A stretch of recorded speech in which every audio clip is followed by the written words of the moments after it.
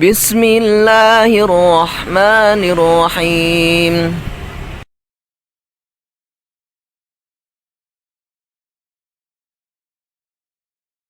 Assalamualaikum warahmatullahi wabarakatuh. Alhamdulillah wassalatu wassalamu ala rasulillah wa ala alihi wa sahbihi wa man walah. Amma ba'd. Alhamdulillah kita ketemu lagi, kita bersama lagi dalam pembelajaran jarak jauh, masih dalam pelajaran IPA. Kita masih di seri kimia.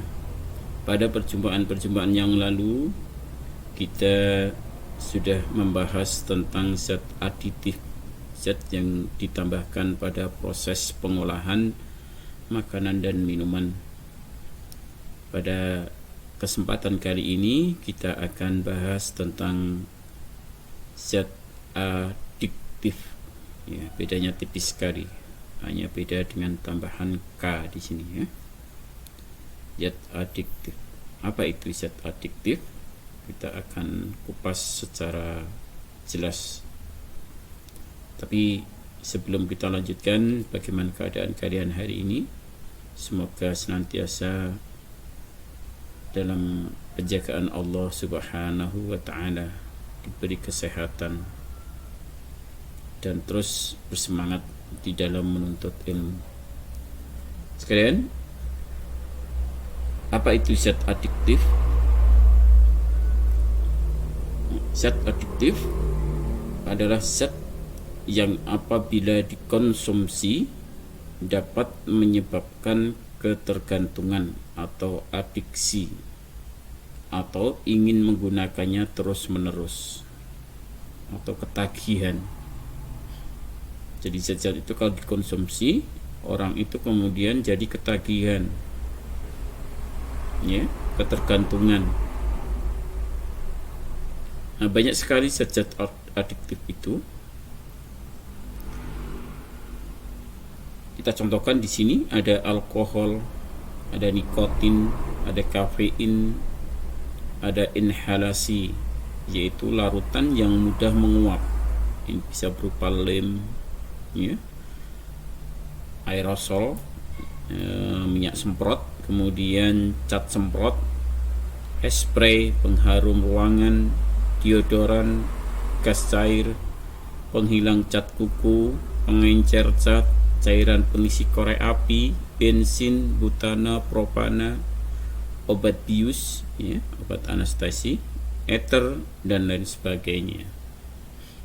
Jadi zat-zat itu berupa larutan yang sifatnya mudah menguap dan menimbulkan bau-bauan atau aroma yang ketika orang itu menghirup aroma itu, orang bisa kecanduan atau orang bisa mengalami keadaan adiksi. Nah, pembahasan pada kali ini kita akan sempitkan. Kita akan membahas dua hal saja, yaitu zat yang mengandung alkohol dan nikotin. Ya, kita akan bahas secara umum nanti rokok dan minuman keras. Ini dua hal yang di masyarakat kita banyak sekali dan sangat berbahaya bagi kesehatan kita, dan itu semua sesuatu yang memudaratkan pada tubuh kita yang semestinya diketahui dan ditinggalkan.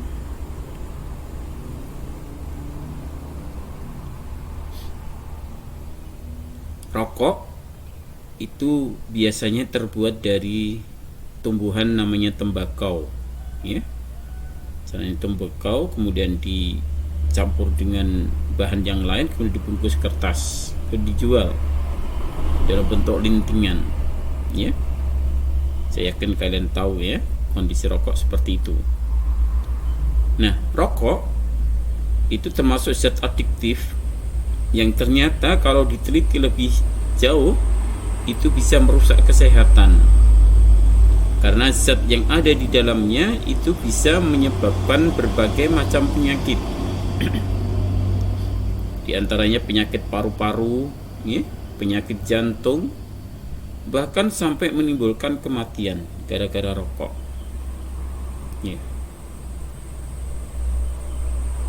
Nah, apa sih yang terkandung di dalam rokok itu?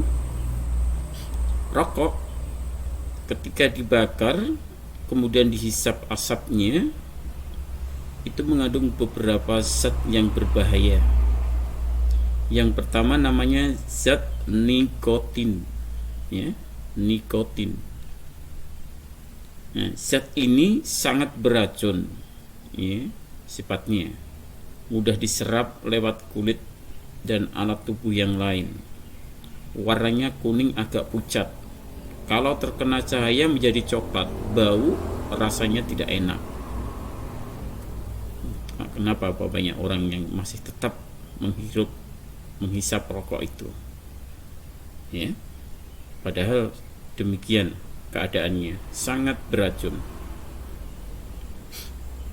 Sampai-sampai dari riset, dari penelitian bahwa orang itu kalau menelan 2 atau 3 tetes nikotin murni itu bisa membunuh seseorang.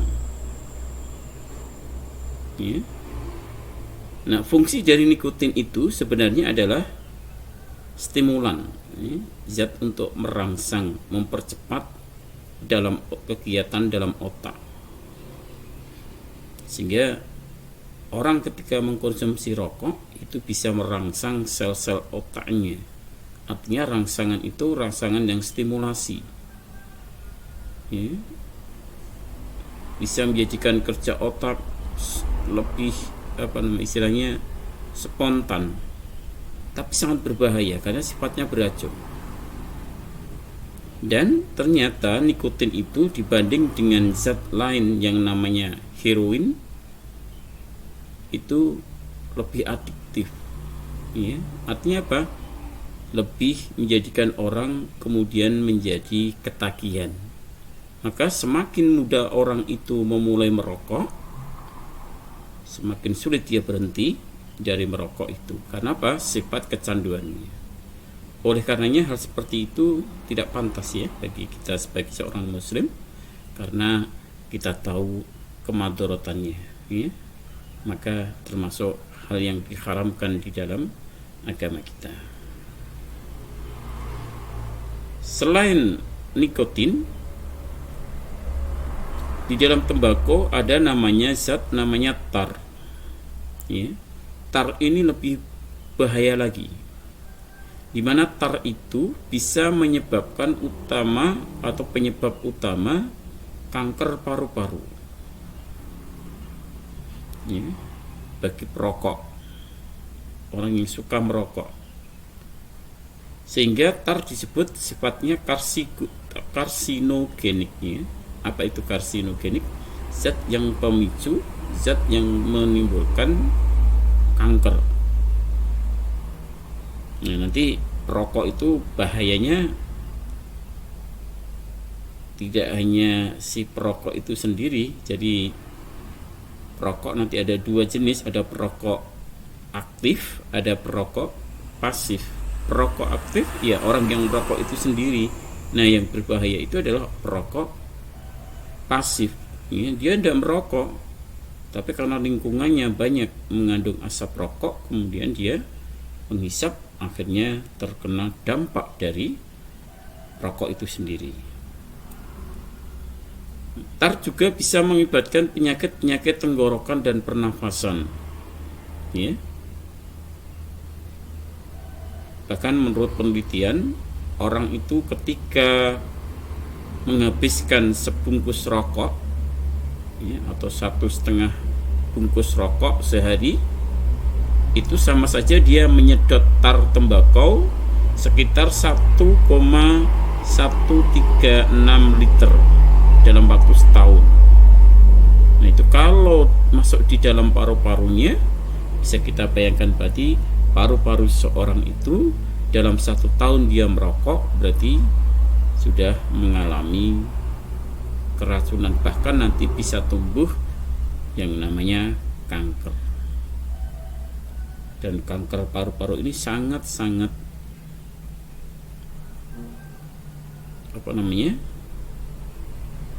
menakutkan, karena sampai hari ini jarang orang kena kanker paru-paru bisa disembuhkan karena sifatnya degeneratif. Baik. Kemudian selain tar, yang ketiga ada gas karbon monoksida atau CO. Nah, gas CO ini adalah gas yang tidak berwarna, ya, dan tidak berbau. Tetapi CO itu sifatnya lebih reaktif dibanding oksigen. Ya, setiap hari aliran darah kita itu mengikat oksigen. Tetapi nanti kalau di situ saat kita menghisap oksigen, kita bernafas, itu terkandung CO, maka ya darah kita yang punya Hb atau hemoglobin itu lebih suka terhadap CO. Ya, padahal CO itu sendiri nanti kalau bersenyawa dengan Hb itu bersifat racun. Ya, jadi secara normal Hb kita itu bereaksi dengan O2 membentuk HBO2. Tetapi kalau ya di sekitar kita banyak mengandung CO, atau kita menghisap rokok mengandung CO, asap rokoknya itu, maka Hb akan bersenyawa dengan CO membentuk HbCO. Nah, HbCO inilah yang sangat beracun. Orang bisa keracunan dan bahkan bisa sangat mengkhawatirkan kesehatannya ketika banyak CO yang terikat oleh Hb itu. Selain karbon monoksida atau CO, ternyata masih banyak lagi zat-zat lain yang dihasilkan dari asap rokok. Nah, itu dari penelitian juga, itu lebih dari 4.000 zat dari asap rokok itu, ya, kebanyakan beracun karena isinya itu adalah zat-zat yang tidak layak masuk dalam tubuh kita. Nanti di belakang kita lihat ya apa saja yang ada di dalam rokok itu.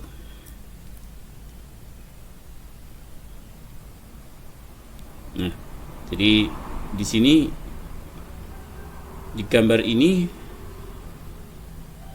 diinformasikan bahwa sebatang rokok itu ketika dihisap atau dibakar itu ternyata menghasilkan banyak sekali zat kimia yang semua hampir sifatnya sangat beracun. Ya, ada hidrogen cyanida, racun untuk hukuman mati. Ini kalau di negeri-negeri di Eropa, di negeri-negeri atau di luar negeri sana, untuk hukuman mati seorang itu dengan cara disuntik dengan zat racun dengan menggunakan hidrogen cyanida. Ya. Kemudian ada toluidin atau toluidina atau toluena, ya. Ada amonia itu pembersih lantai. Ini kita tahu karbol ya, ini pembunuh bakteri, apalagi di masa-masa pandemi sekarang ini ya. Salah satunya adalah untuk membersihkan atau disinfektan itu menggunakan zat namanya amonia. Tapi ini dihisap, ya, bisa kita bayangkan ya. Kemudian ada uretan, ada tulena, ya, ada arsenik juga, ada racun. Ini juga racun yang sangat-sangat berbahaya bagi tubuh kita. Ya, orang menyebut dengan racun semut putih ya. Kemudian ada pirin, ada metanol. Metanol itu bahan bakar roket, tapi dia hisap ya. Kemudian ada dimetil, ya, dimetilin rosamin, kemudian ada butana, bahan bakar korek api, ya. Ada tadi ya, naptalin atau kapur barus, ada kandungan juga ya zat yang sebagai pembuat kapur barus. Kemudian ada polonium, ini sangat bahaya sekali lagi, ini adalah zat radioaktif, ya. Ada kadmium yang dipakai di dalam aki mobil, aki sepeda motor, tapi dia hisap di dalam batang rokok itu, ya. Ada karbon monoksida tadi yang sudah kita bahas, CO tadi, itu adalah gas dari knalpot kendaraan bermotor, ya. Kemudian ada benzopirin, ada vinil klorida atau bahan plastik namanya PVC. Nah, masih banyak lagi, tadi dihitung sekitar tidak kurang dari 4.000 jenis zat kimia yang terkandung di dalam rokok. Nah, itu kalau dibakar kemudian dihisap masuk dalam tubuh kita, bisa kita bayangkan ya, betapa banyaknya racun yang masuk dalam tubuh kita, sehingga tubuh kita akan mengalami gangguan kesehatan yang sangat tidak kita inginkan. Makanya sekali lagi, ini hal yang perlu kita tahu, ya. Jadi termasuk zat adiktif. Orang menghisap bahan-bahan ini selain dia beracun, tapi sifatnya adiksi. Apa itu? Sifat kecanduan. Sekali dia konsumsi, dia pengen terus dan sulit untuk dihentikan. Kemudian tadi sudah kita singgung, jadi perokok itu ada dua jenis, ada perokok aktif dan perokok pasif, ya. Perokok aktif ya yang orang yang merokok itu sendiri, tapi kalau yang perokok pasif itu adalah orang yang tidak merokok, tapi karena lingkungannya banyak asap rokok, maka dia ikut menghisap asap rokok itu, ya. Akibat yang ditimbulkan dari orang merokok banyak sekali, ya. Di antaranya pengaruh langsung bagi orang yang merokok, ya, itu bisa meningkatkan denyut jantung, bergerak nafas berbau, mual, ingin muntah, pusing, keluar air liur, tenggorokan gatal, ya, pakaian bau asap tembakau, ya. Kemudian pengaruh pada sistem pernapasan juga bisa menjadikan orang terkena penyakit bronkitis, ya. Kemudian tar yang masuk ke dalam tubuh tadi bisa menyebabkan kanker paru-paru, ya. Berdahak, bernapas susah, radang saluran pernapasan. Kemudian pengaruh pada sistem jantung, pada pembuluh darah, itu tekanan darah menjadi tinggi, hipertensi, ya. Akibat dari hipertensi, orang bisa kena serangan jantung, ya. Selain serangan jantung, bisa terjadi penyempitan pembuluh darah, dan kalau nanti dia pecah maka terjadi stroke, ya. Kemudian pada sistem pencernaan ternyata juga terpengaruh adanya asap rokok yang masuk dalam tubuh, itu lambung dan usus dapat luka, ya. Pengaruh pada sistem reproduksi dan pengaruhnya pada bayi, pada anak kecil yang menghisap asap rokok. Ibu hamil yang merokok dapat menyebabkan kurangnya fungsi paru-paru dan sempitnya jalan pernapasan pada bayinya. Ibunya yang melakukan, tapi anaknya yang menjadi korban, ya. Maka hal-hal seperti itu harus sangat-sangat dihindari, ya. Kali ini tidak hanya ibu hamil yang merokok, artinya bukan perokok aktif saja, tapi bisa jadi perokok pasif. Ibu yang sudah hamil melewati suatu daerah yang di situ banyak asap rokok, bisa terjadi, ya, tidak sengaja anaknya menjadi korban karena asap rokok itu, ya. Dapat mengalami keguguran juga. Bayi yang dilahirkan beratnya berkurang dalam keadaan tidak normal, ya. Pertumbuhan bayi terhambat, sehingga tidak selayaknya ibu ini menghisap asap rokok yang sangat membahayakan dirinya sendiri dan bagi bayinya. Pengaruh pada sistem saraf, ya, pembuluh darah tadi bisa menyempit, bisa stroke, ya. Yang kedua sekarang, zat adiktif yang kedua adalah minuman keras, ya. atau sering disebut dengan minuman beralkohol. Ya, minuman keras itu terbagi menjadi 3 nanti ya. Ada golongan A, itu minuman keras yang berkadar alkohol 1-5%. Ya, ini yang orang sebut dengan istilah bir.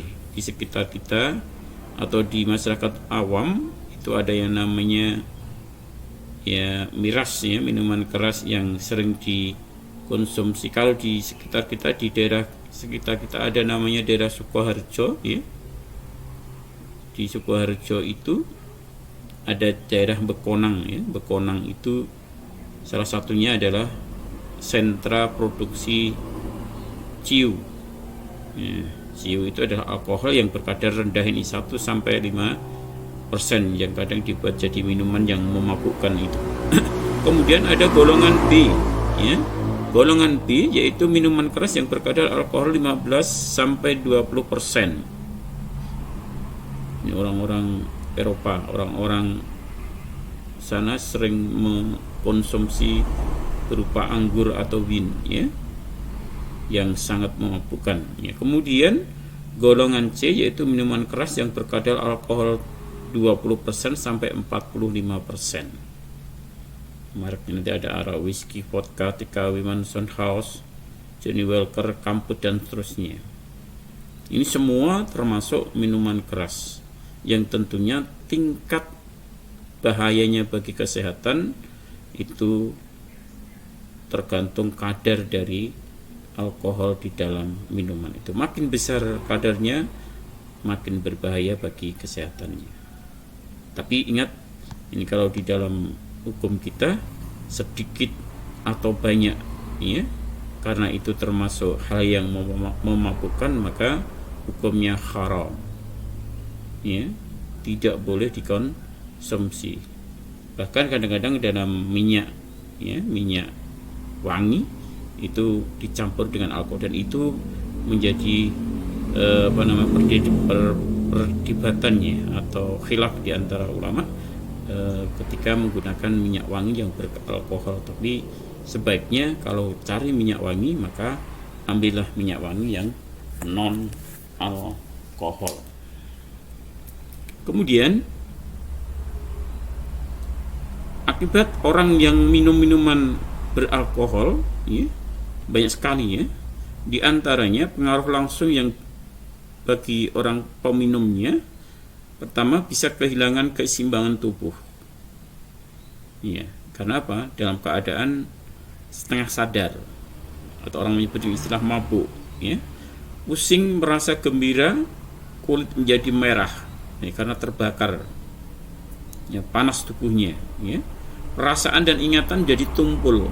Nah, ini sangat berbahaya sekali, ya. Jadi bisa merusak sel-sel ingatan, ya. Dalam dosis tinggi menjadi mabuk, tindakan tidak terkontrol, ya, tidak terkendali, atau kendalian diri kurang, sehingga bisa memicu orang itu melakukan yang mestinya tidak dilakukan, ya. Ada yang sampai mencuri, merampok, memperkosa, bahkan sampai membunuh orang. Itu dikarenakan akibat dia minum minuman beralkohol, sehingga sangat bahaya sekali, ya, pengaruh dari minuman beralkohol ini. Kemudian pengaruh pada sistem pernapasan, denyut jantung dan pernapasan lambat, ya. Pada sistem pencernaan juga berpengaruh, ya. Selera makan jadi hilang, kekurangan vitamin, hatinya bisa meradang, ada peradangan hati, ya. Nah, yang ketiga ini sangat berbahaya sekali, bisa menjadikan orang kanker mulut, kanker kerongkongan, bahkan kanker lambung, ya. Bisa juga terjadi luka dan radang lambung. Apalagi kalau sekarang yang berbahaya lagi itu kalau minuman keras itu dioplos, ya. Banyak kasus-kasus orang mengkonsumsi minuman keras yang dioplos, yang orang menyebut dengan istilah oplosan. Oplosannya itu apa itu? Alkohol dengan zat kimia yang beracun, kadang ditambah zat racun serangga, ya. Dalam pikiran mereka mungkin akan bisa menjadikan dia lebih menikmati, padahal itu sangat berbahaya sekali. Dan kejadian yang terjadi biasanya kalau seperti itu bisa menjadikan orang kemudian mati. Dan kalau banyak orang yang mengkonsumsi saat itu dengan oplosan, maka kematian akan beruntun. Artinya kelompok itu kemudian tidak bertahan, ya, beramai-ramai, ya, billah. Dan kita bermohon lindung pada Allah supaya dijauhkan dari perbuatan yang seperti itu. Kemudian pada sistem jantung dan pembuluh darah, akibat dari alkohol itu jantung bisa bengkak, bisa terjadi kegagalan fungsi jantung. Sangat berbahaya sekali, ya. Dan ini sudah sering terjadi, orang mati, ya, orang meninggal karena dalam keadaan mabuk, ya, overdosis atau OD, dia mengkonsumsi minuman beralkohol atau minuman keras itu. Pada sistem reproduksi dan pengaruhnya pada bayi juga, ibu hamil dapat menyebabkan cacat bayi yang dikandung kalau dia mengkonsumsi alkohol, ya. Jadi keguguran atau abortus, ya. Bisa kelahiran prematur, ya. Pada pria dapat menyebabkan hipotensi, ya. Kemudian pada sistem saraf pusat, memperlambat fungsi otak yang mengontrol pernapasan dan denyut jantung sehingga dapat menimbulkan kematian. Kemudian dapat menyebabkan hilangnya memori atau hilang ingatan, kalau bahasa kita namanya amnesia atau sakit jiwa. Itu karena konsumsi atau pengaruh alkohol dalam tubuh kita bisa merusak saraf pusat. Nah, kerusakan tetap pada otak dan sistem saraf. Oleh karenanya hal-hal itu harus dihindari, ya. Nah, demikian anak sekalian, dua zat adiktif yang bisa kita bahas pada pertemuan kali ini. Insya Allah nanti pada pertemuan yang lain kita bahas yang zat-zat yang berbahaya lagi bagi tubuh kita dan sangat berbahaya. Tapi ini bagi orang-orang yang ingin merusak generasi kehidupan bangsa atau merusak generasi-generasi Islam, itu mereka terus setiap hari bergerilya bagaimana zat-zat itu bisa dikonsumsi orang-orang itu, ya. Kita nanti kenal ada namanya zat psikotropika atau narkoba, dan itu pengaruhnya luar biasa sampai mengglobal, ya, mendunia. Kalau ingin terhindar dari hal itu, tentunya kita, ya, minimal kenal dulu, ilmunya, ya, bahayanya seperti apa, sehingga dengan demikian kita bisa meninggalkan hal-hal yang membahayakan itu, ya. Mudah-mudahan bermanfaat. Dari saya akhiri dulu. Akhirul kalam. Assalamualaikum warahmatullahi wabarakatuh.